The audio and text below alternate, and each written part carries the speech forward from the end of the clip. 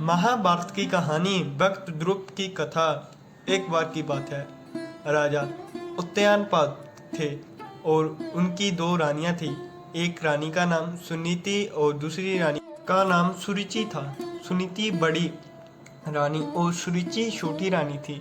रानी सुनीति के पुत्र का नाम ध्रुव और रानी सुरुचि के पुत्र का नाम उत्तम था। राजा उत्तानपाद का रुझान छोटी रानी सुरुचि के तरफ ज़्यादा था, क्योंकि वो दिखने में काफ़ी सुंदर थी। लेकिन रानी सुरुचि अपनी सुंदरता पर काफ़ी घमंड करती थी। वहीं बड़ी रानी सुनीति का स्वभाव सुरुचि से बिल्कुल अलग था। रानी सुनीति काफ़ी शांत और समझदार स्वभाव की थी। राजा के सुरुचि के तरफ अधिक प्रेम देखते हुए रानी सुनीति दुखी रहती थी, इसीलिए वह अपना ज़्यादा से ज़्यादा भक्ति भगवान की पूजा अर्चना करते हुए बिताती थी।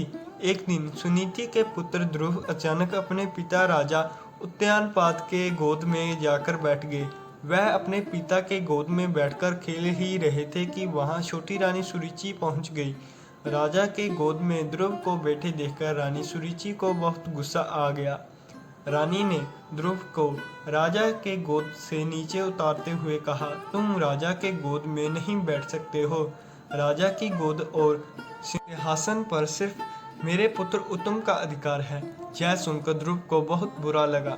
ध्रुव वहां से रोते हुए अपनी माँ के पास चला गया। ध्रुव को रोता देख माँ काफी चिंतित हो गई और ध्रुव से उसके रोने का कारण पूछा। ध्रुव ने रोते हुए सारी बात बताई।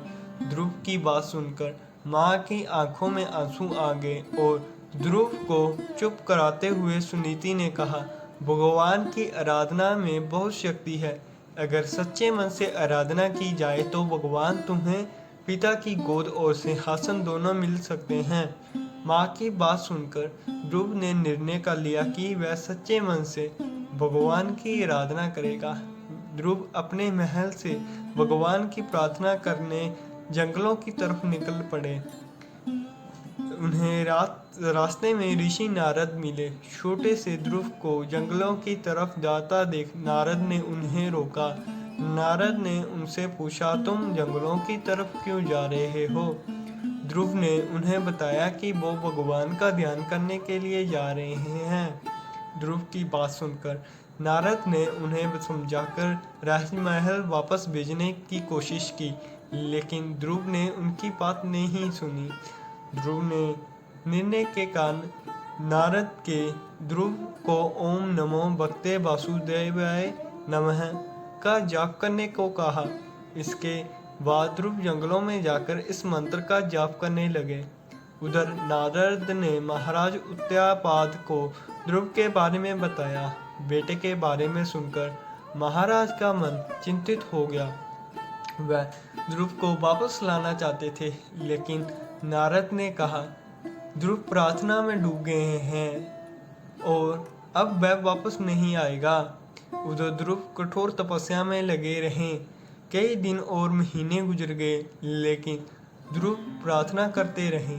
इस बीच ध्रुव की शक्ति और प्रसन्न होकर भगवान हरि ध्रुव के सामने प्रकट हुए।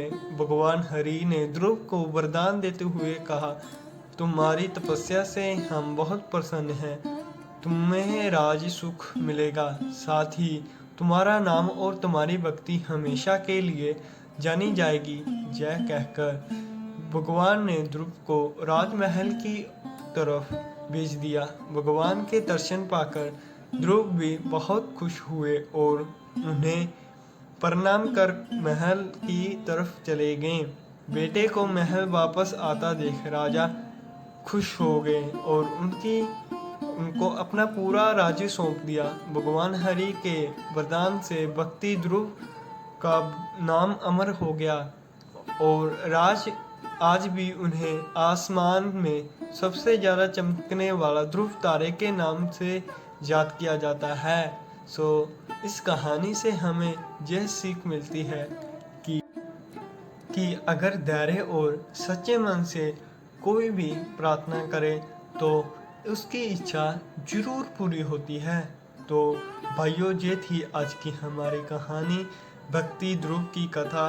तो आप सबको हमारी ये कहानी अच्छी लगी हो तो हमारे कमेंट सेक्शन में ज़रूर बताएं। अगर आप हमारे चैनल पर नए हैं तो हमारे चैनल को कृपया करके सब्सक्राइब और लाइक शेयर ज़रूर करें। तो इसी प्रकार हम मिलते हैं अपनी अगली नई कहानी में। सो धन्यवाद आप सबका हमारी इस कहानी को सुनने के लिए।